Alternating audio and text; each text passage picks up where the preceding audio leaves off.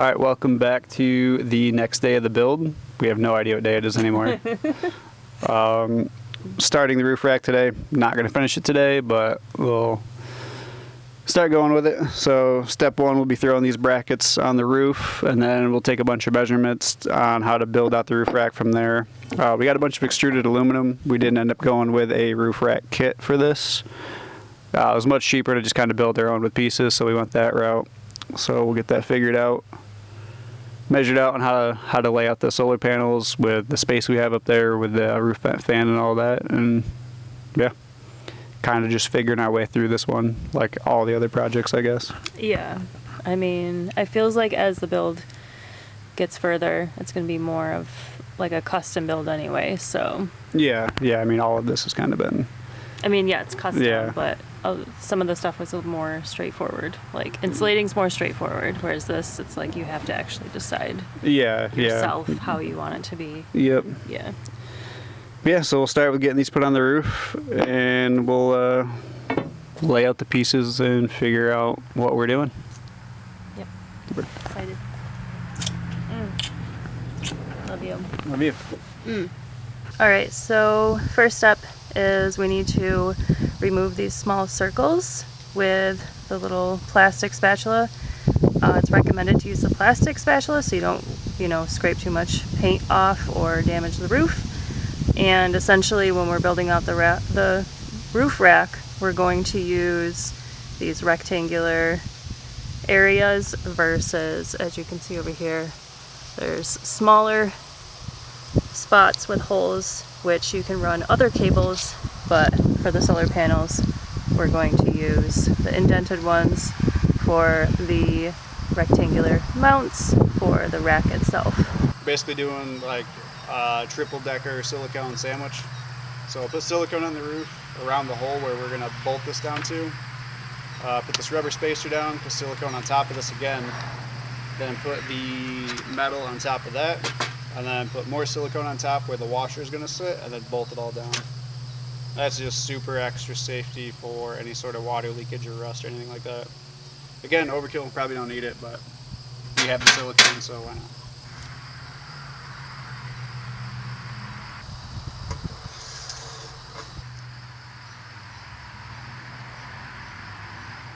So in this clip, we're laying out all the different bars we're going to use for the roof rack, as well as the solar panels to kind of get an idea of the layout we're going to use.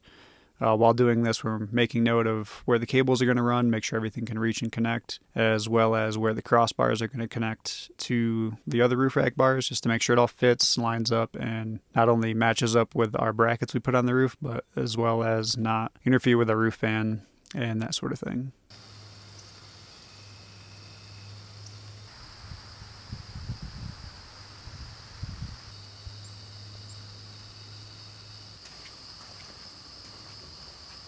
Alright, so we got everything laid out just to get a better idea of what it's going to look like on the roof. Getting some final measurements. Still going to finalize the end goal, but this is the general layout. Right now we're just figuring out where we're going to mount these Z brackets. We might have to drill some extra holes in those, or drill holes in the back of the solar panels where they mount up just to get these on. And next step is we'll get these all marked out on the back of the solar panels for where we're going to mount them up.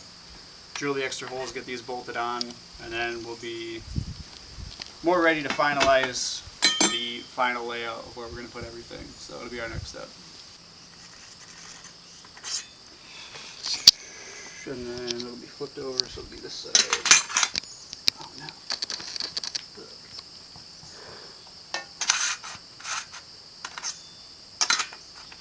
Do it like this. When drilling the holes for the Z brackets, it's extremely important to put a backing underneath so you don't drill through the solar panel. In this case, we just used a block of wood. That way when you punch through the metal, the wood stops the drill bit from puncturing the solar panel.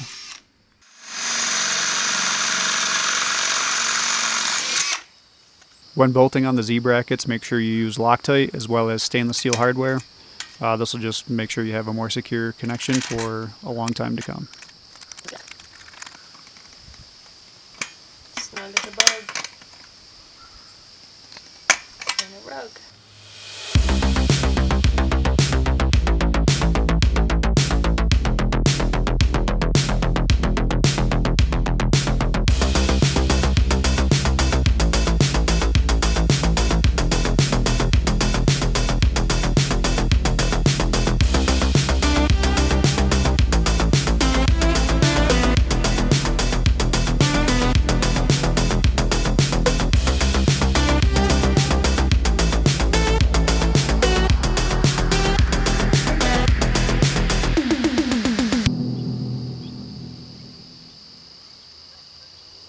day 2 of the roof rack shenanigans. Thought we had all the hardware we needed from the start. We didn't. A couple trips to Lowe's later, we have everything.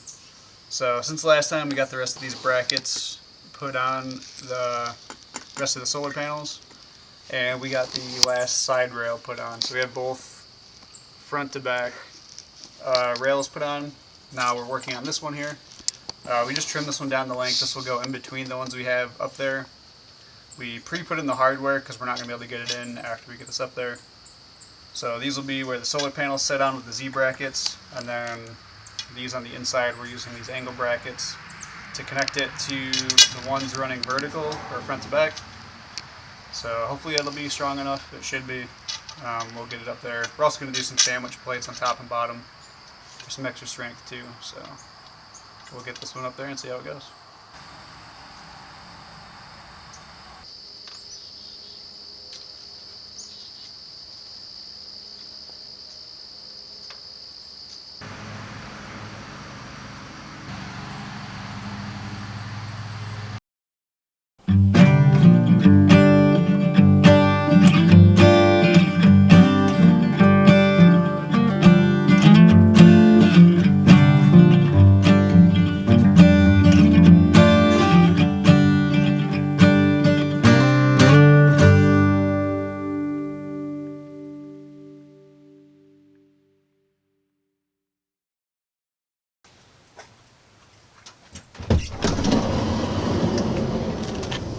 So we're back at it, spring 2024, after a rough and shitty winter.